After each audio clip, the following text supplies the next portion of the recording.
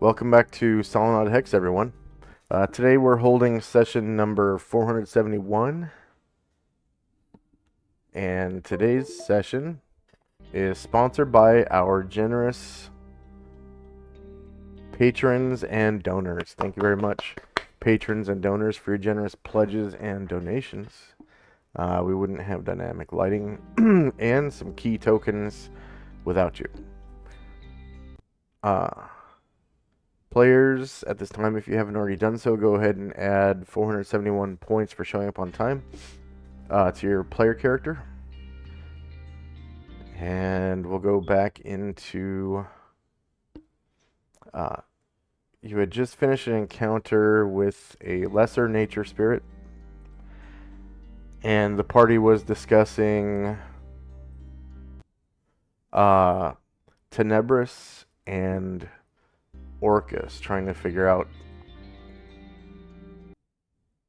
or trying to remember, really, what was going on with those two demon lords. So, with those successful religion checks,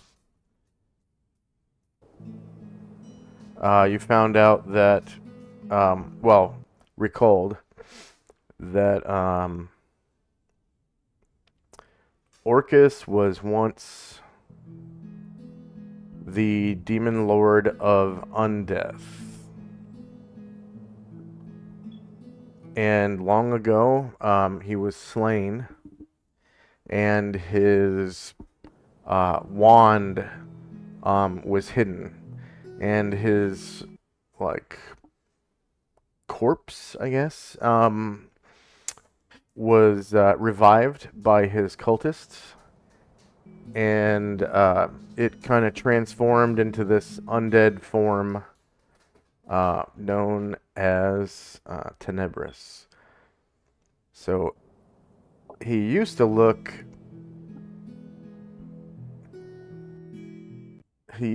like this. So he was I think I said he was a pit fiend before. I misspoke. He was a Baelor. He was like the captain of the Baelors, and eventually he became a demon lord by his own right, and a demon lord of undeath. And his head transformed into that of a ram and lost its skin, and he's covered in like sores and wounds and whatnot. And yeah, so that was him for thousands of years of the Blood War. And eventually he was slain and turned into a creature that looks a lot like an Ultraloth. So he's sort of a shadowy figure who covers himself in capes and robes and things like that. But it's just a kind of like diminished form of his mortal form, because Orcus at one point was human, and he was evil, obviously, and died, and went to the abyss and became a larva, and then as a larva he set himself apart from other larvae somehow and became a demon, and he moved up through the ranks of the demons until he turned into a Baelor, and then became the demon lord of undeath. And now he's in sort of like a diminished form of his mortal form. So yeah, long story short, he was a person who became more powerful, just like an adventurer would, I guess. And he has a long history. Okay. Is there any other information that you guys would have wanted to figure out, lore-wise? because that's what that I proficiency is guess for. Shandrak just wanted to be. I guess Shandrak, while we're here, he just wanted to be clear. Like, and a demon lord is what exactly? It's basically a power, but from the lower planes. Is that right? Yeah. So a demon lord is a power, and they might not necessarily have a following of humans like a god would. So they're essentially like kind of like demigod status. They have immortality like a god, but might not necessarily have a church, a religion. Mm-hmm. Um, and then most of them really are about as powerful as a demigod. They're not. Their avatars aren't super duper powerful for the most part. Demon lords. Um, like certainly nothing over level 20. You know, most of the demon lords are kind of comparable to the demons, and I think the highest level demons you guys have faced so far is 20. The Garistro, I think, has 20 hit dice. It might be 22. But they're like kind of a monster when it comes to demons. Let's see, true, greater. They're not even a true Tanari either. Yeah, they have 20 hit dice. So most of the demon lords aren't even going to be, as powerful as a Garistro. They might have um, abilities that really make it suck for player characters, though, like withering your limbs off and stuff like that. But for the most part, they're pretty easy to kill. When it comes to a group of uh, 15, 13 to 17th level, you're pretty much world shaking group by then. So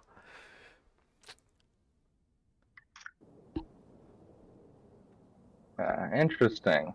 yeah. Then it sounds like he's trying to use these demonomicons to research where to find this wand of his. Does that make sense? Well, I guess let's try to stop him before that research finishes.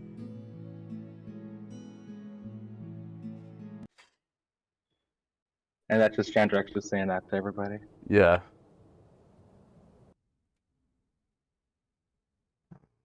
Definitely. It's always felt like a race against time, but more now than ever.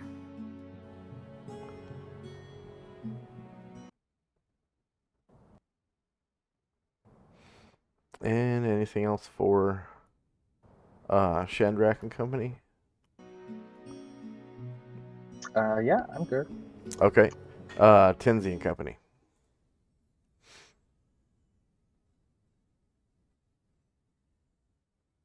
Kenzie and Company. I think we're just going to regroup and get ready to go. We recover all that treasure, right? I believe so. Yeah.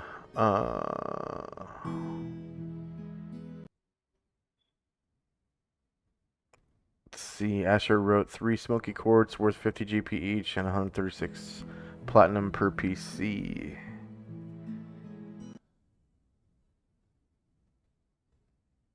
Okay, then yeah, we're just going to kind of gather up and get ready to continue on. Okay. Anything else for the group? Actually, I guess before we continue on the day, Shandrak would like to try to. He tried to send a message to Gargamond to get an update on his training. Let's see. October 25th. 5th. And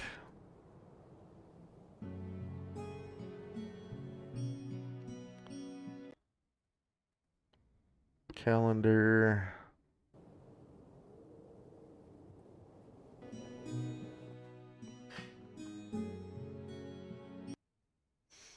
So Gargamon began his Halberd Grand Mastery training on the 27th of September. 27. Okay. Okay. Okay. Yeah, it Never was mind. Musashi more started things. on the 23rd and Gargamon on the 27th. Okay. Cool. Then yeah. Never mind then. Never mind. Continue. Okay.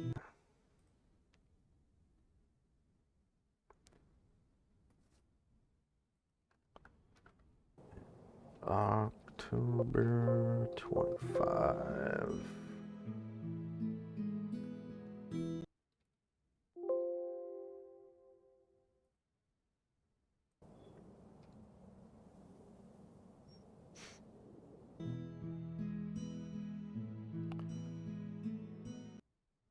So 6 p.m. Okay. All right.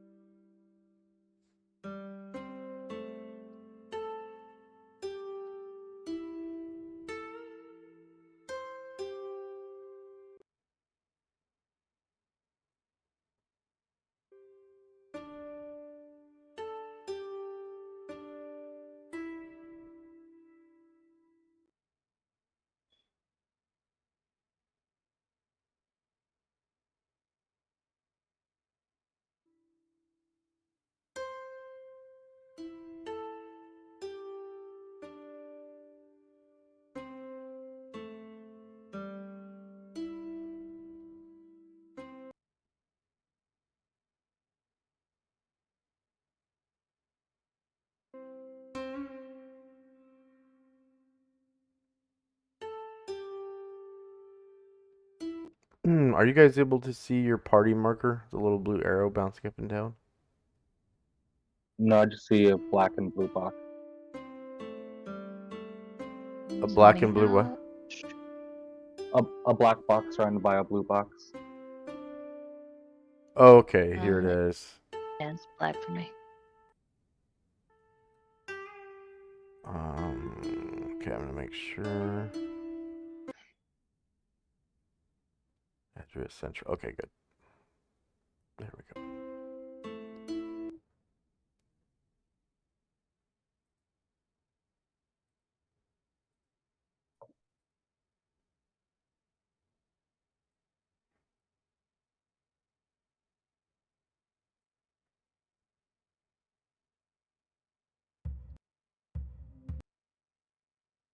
Is that a new section of world map? Yeah. So,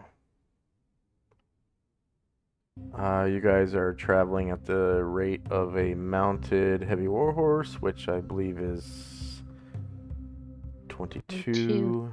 Yeah. say 99 scrub.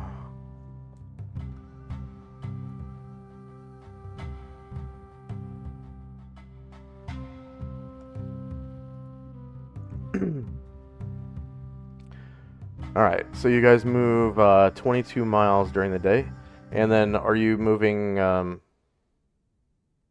due east or northeast?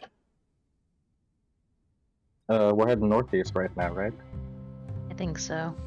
Okay, so off the map, northeast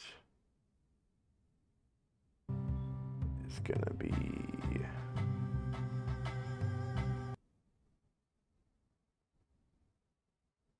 about 8 miles.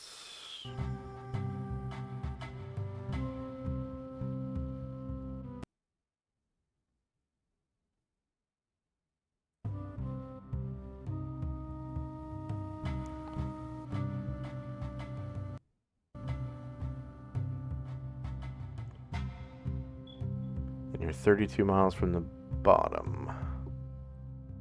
Okay.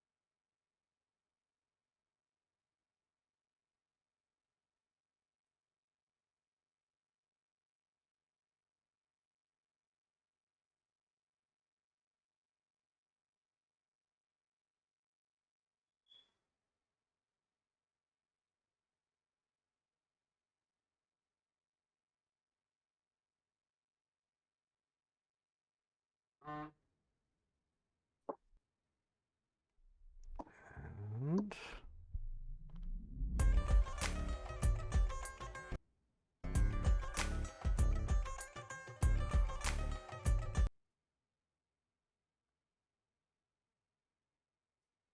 just want to make sure that page settings are correct.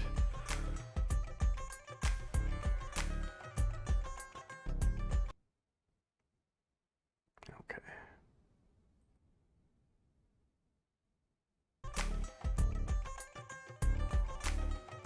And you already moved 8 miles out of 22, so that leaves 14.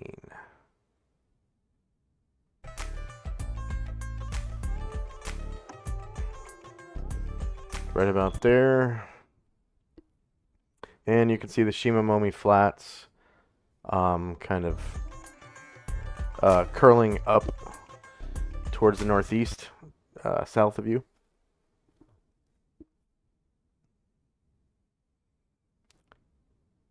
And there's more open scrub ahead, the Hitashikusa scrub.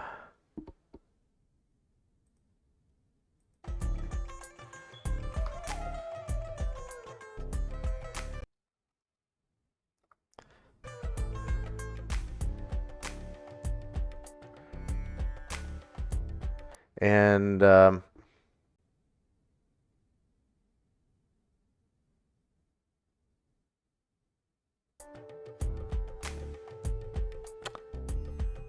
see, you guys find an appropriate spot to camp.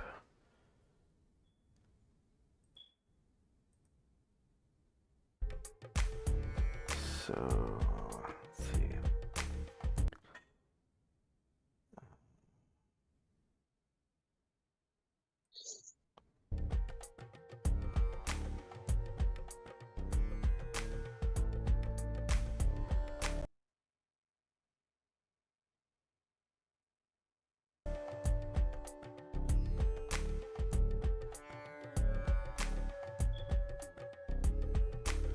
Oh, yeah.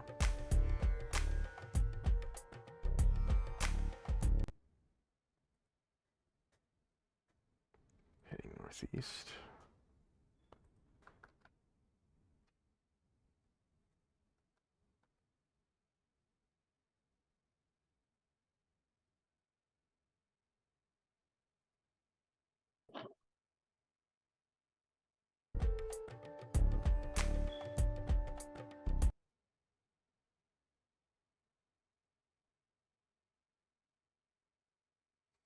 And you come to a part of the scrub that has these grand hedges. And seems like a good place to camp. Well, that does look quite pleasant.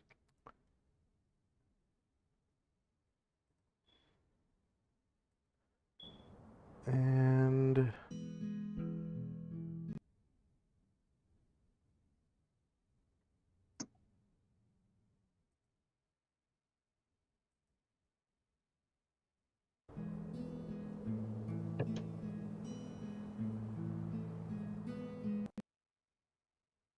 go ahead and set yourself up for. Uh-oh. Uh-oh. Oh, okay. I already put you down. All right. So you're headed that way. Go ahead and set yourself up for the final watch.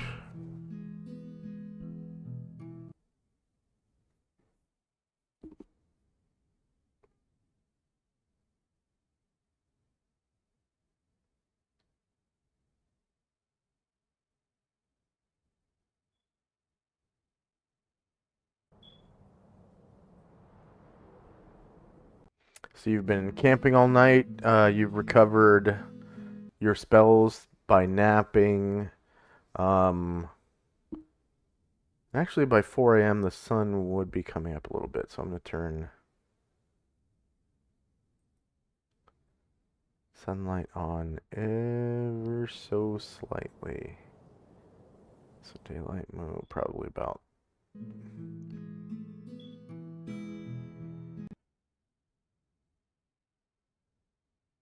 Okay, that's weird.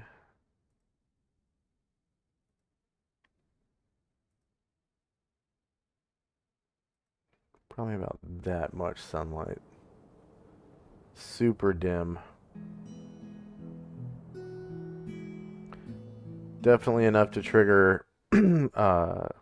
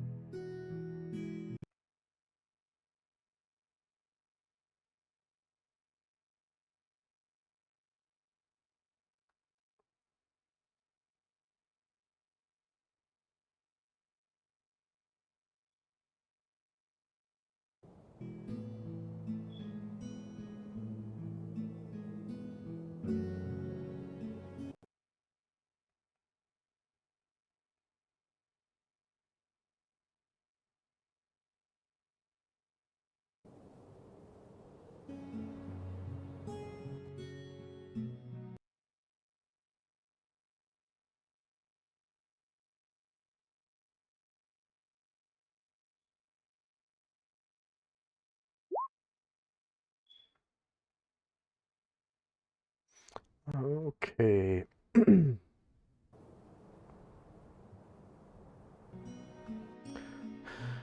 So, enemies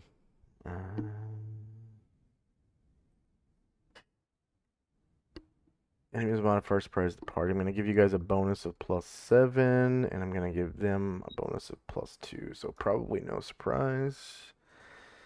Yeah, there's no surprise. And counter distance.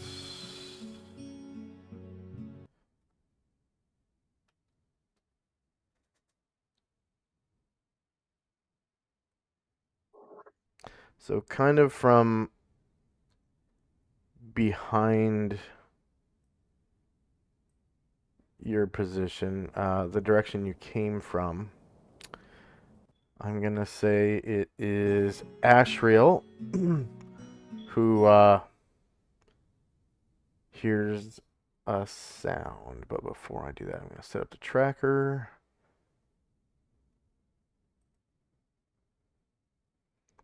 Let's see. Remove all turns. Clear. Time now is 4 a.m. October 26, 11:85. This one. And then player characters, please roll base size initiative.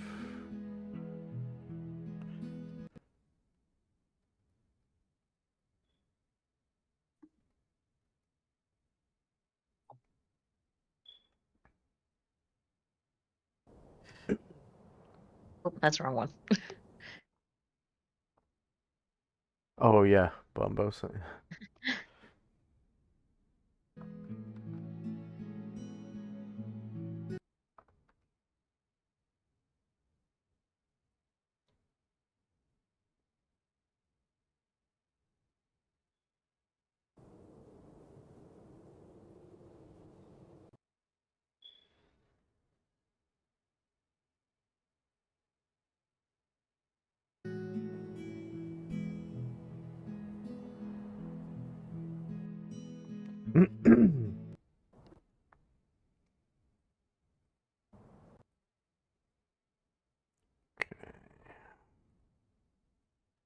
So, Asher to the, or sorry, Ashriel, to the southwest,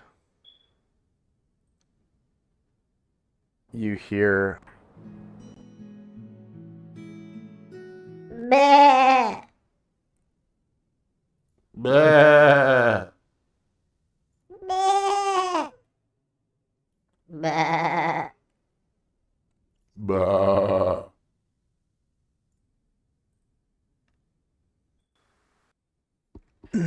In the close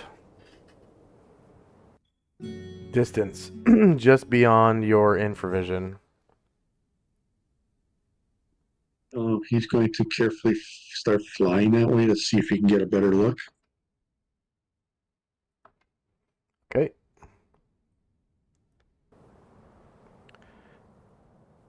And you can see this whole ass herd of sheep munching on these hedges.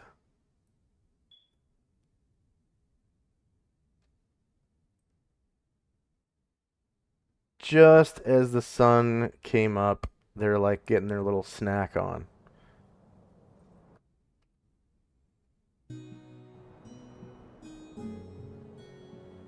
And these hedges are huge. They're like probably about 20 feet tall.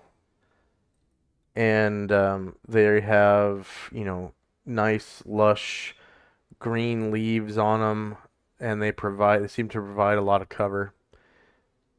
And they're just kind of chilling, eating the leaves off of here.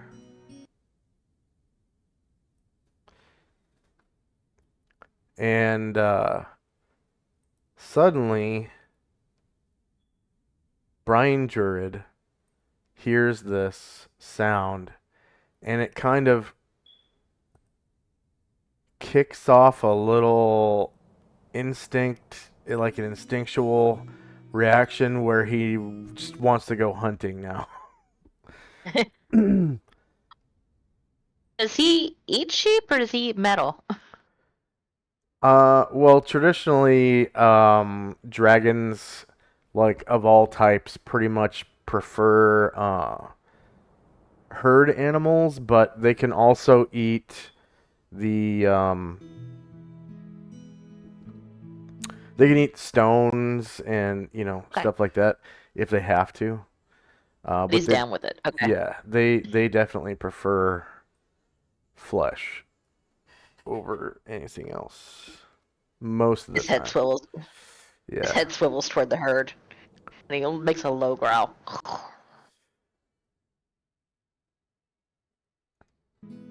Okay.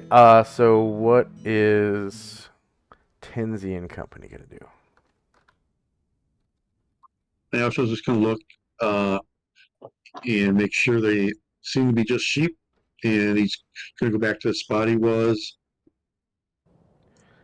And if anyone else is like paying attention or looking over that way, he'll tell them that it's just sheep. Yeah. 100 licks his chops. There's a hero's feast, Brian Druid. Oh, it's too bad Young's not here. He'd have loved this. I'll save Rome.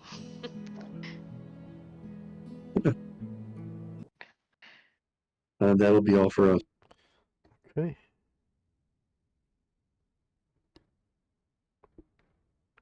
So end of round. Time now is 4:01, and next up is Asher. So yeah, Brian Druid is really digging the thought of getting himself some lamb chops or something. So yeah, Asher real quick will look toward Ashriel, and she is thinking about the hare that we came across and how they warned us about another animal, but another species that I think we're led to believe is similar to them. But we don't know what they look like, and so she's a little suspicious. And she says, "We're sure they're just goats." Um, Brian Druid is already uh stalking toward the closest one. Oh yeah.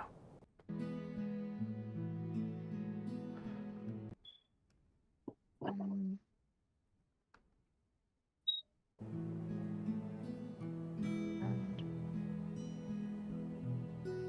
easily gets there, and he's gonna try to eat this one.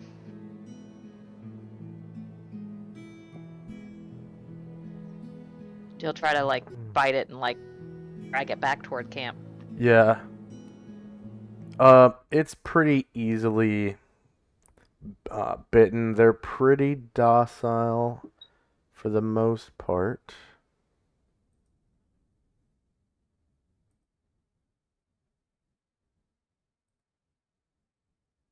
And he gets the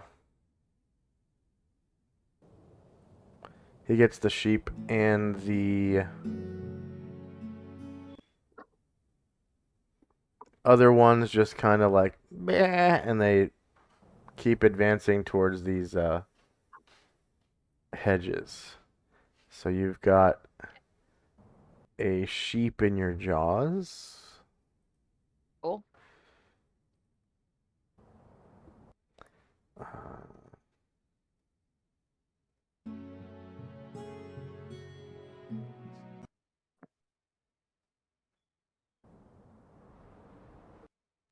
should be able to drag that token around now.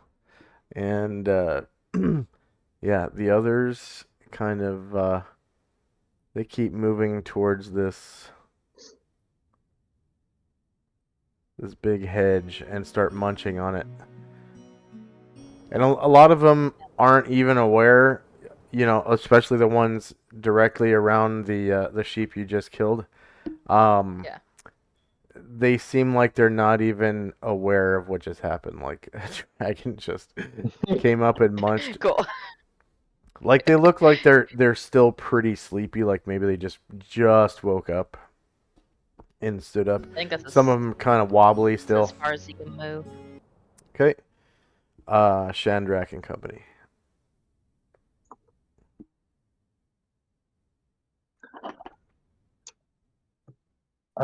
Yeah, so Shandrak's kind of just enjoying the crisp morning air. And is it like kind of starting to be sunrise? Is it like dusk or dawn? You said? Yeah, the sun is just barely coming up. Mm-hmm. It's Where 4 is a.m. yeah? Where is Tenzi? I don't see Tenzi. He's hiding in the hedge. He's over here. And there's a little bit of rain, so the sheep are all wet. The ground is wet, soggy. Chandra kind of comes over to Tenzi, and I say, kind of looks over to the, the early dawn light.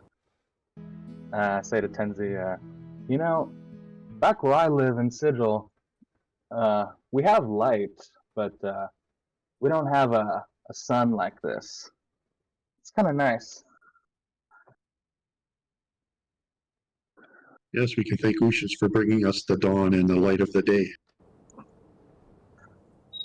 Aw, I'm not sure what gives Sigil its light exactly, but you know, at least in Sigil, you know, it's nice to, you know, look at the light now, but you know, how do you like? You can't even look at the lights when it's like the sun's all the way up. It hurts. Like it's really annoying. Yeah, and the undead find it annoying too, and that's what keeps them in their hidey holes. Hmm. Interesting. You know, we've been traveling together for a long time, and you know, it occurs to me I still haven't exactly seen your face all the way. You mind letting that hood down? I'd like to see, you know, who you are exactly. We are good friends, right?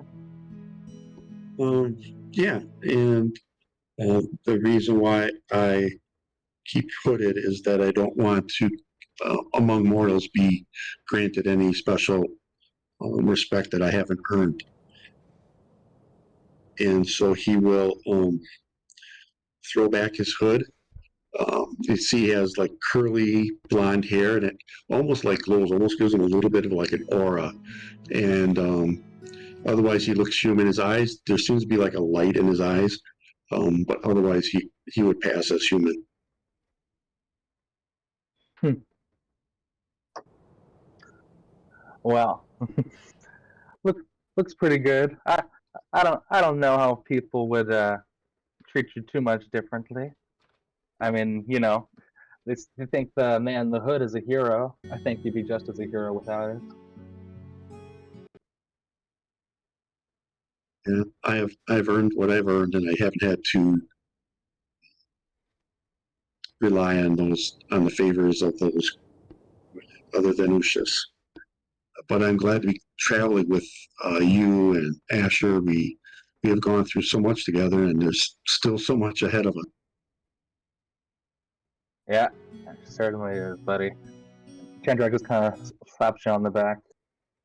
Ugh. All right. Let's finish this watch and get ready. And Tenzi nods, and then you see him put his foot back up.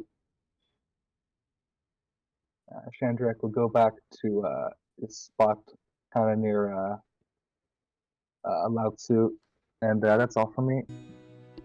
Okay. Next up is Tinsy and Company. Asher will, as long as he's looking over at these sheep, he will do a detective and make sure there's not something sinister hiding Yeah. over there. Yeah, as far as he can tell, they are, mundane sheep, so Okay. he doesn't detect any kind of evil emanating from the sheep. Zalman and Ruckus are just relaxing inside the tent, and Tenzi's enjoying the sunrise, thinking of Lucius. All right.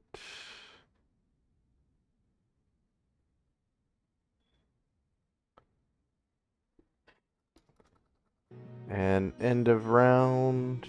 And next up is Asher and Company. So that sheep is like really, really tasty in Brian Druid's jaws.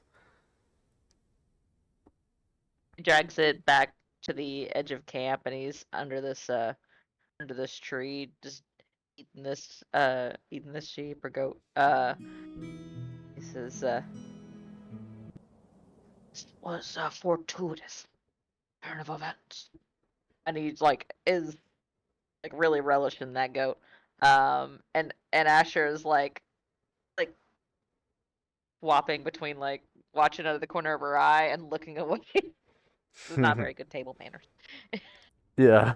Uh, The sheep's wool is like starting to thicken because you're getting into the fall months now, and the rain kind of as he bites into it makes it gives it kind of like a soppy feel, and then once he sinks his teeth in, and there's like this gush of savoriness once he gets his teeth in, and the meat is delectable. so yeah, Asher's just gonna kind of keep half an eye on the herd and make sure that nothing changes, and just kind of poke the campfire with a stick and just enjoy the quiet of the early morning. Okay.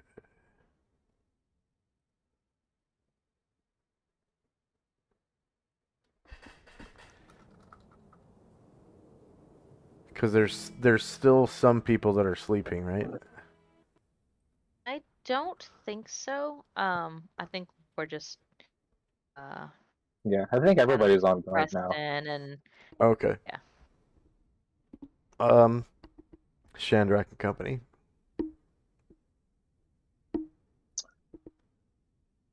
Um, Ryer is going to.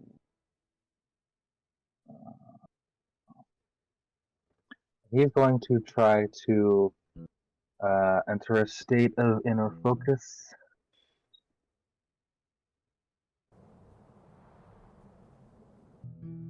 And he does, and raises his intelligence to 18 temporarily.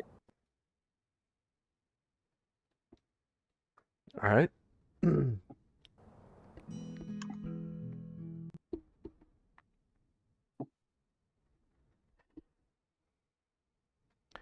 The rain seems to die down a little bit, and eventually it stops.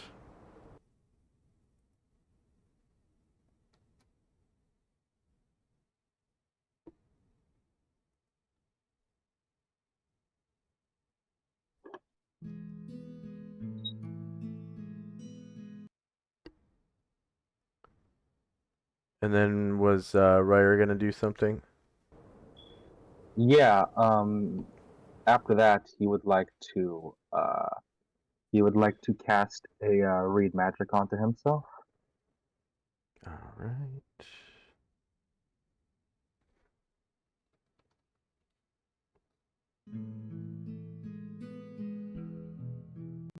No.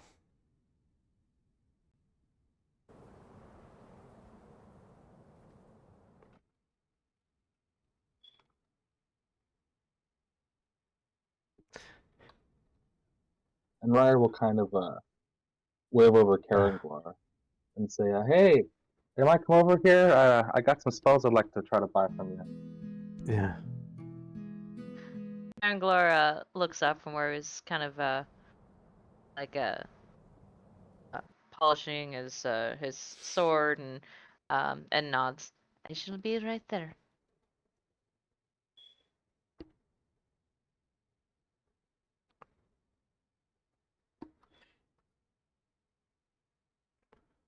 And that's all for me. All right. Tenzi and Company. You see a deal about to go down.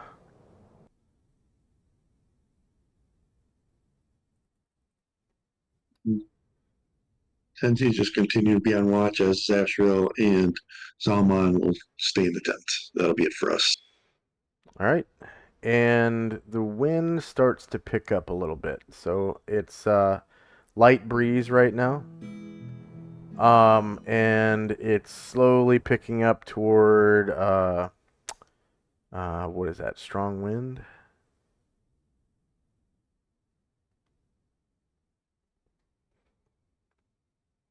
And end of round.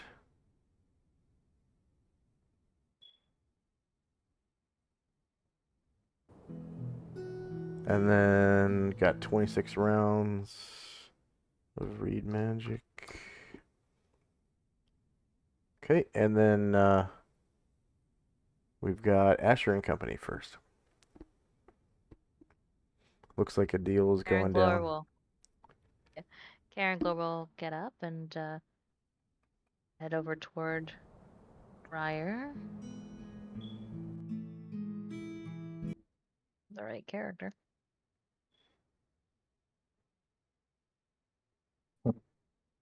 Yeah. He'll yeah, make a slightly incline his head and start pulling books out of his pack and says, "What is the magical knowledge that interests you?"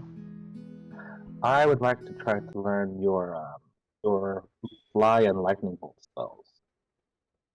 Ah, those are very useful. I wish you luck in their execution. Um, and presumably there shall be payment associated.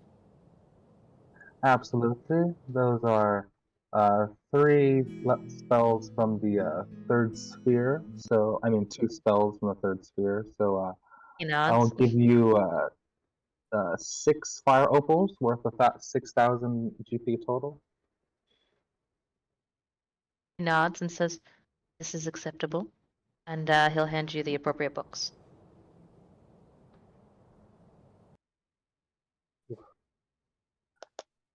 And Ryer's starting to sweat and carefully takes the book in his hand. And Karen Glor will stay there. He's not like looming or anything, but he'll stay close to the books for sure. Yeah. And yeah, Asher just kind of watches over and kind of has like a peaceful expression. It's so rare that we're just just chilling and no lives apparently on the line. So she's just enjoying the moment and feeling the cool grass under her hand. Yeah.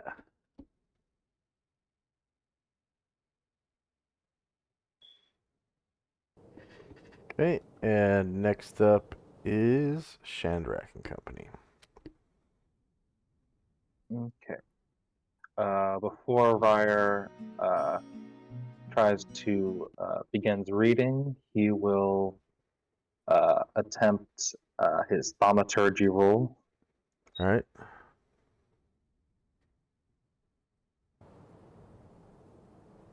Okay. Good, good. So Ryer will begin by reading.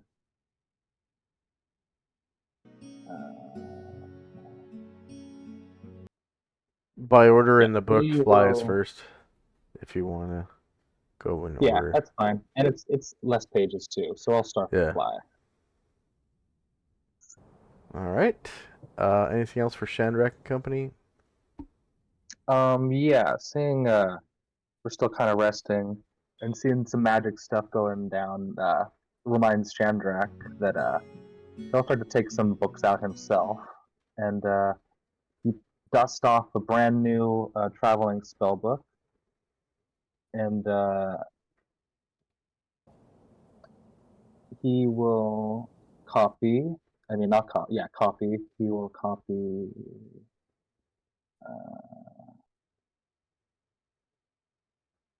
Magic Missile into this new spellbook, which is called Chandrak's Combat Essentials Volume 1. Nice. Did I move all those books into your folder? Yeah. Okay. Chandrak copies that, and Ryer begins reading, and that's all from me. All right. Kinsey and Company.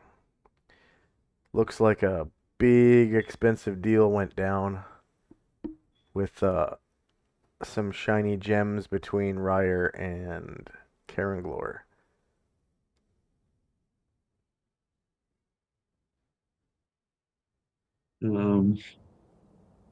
I think we're just going to stay on watch. That'll be it for us. All right. End of round.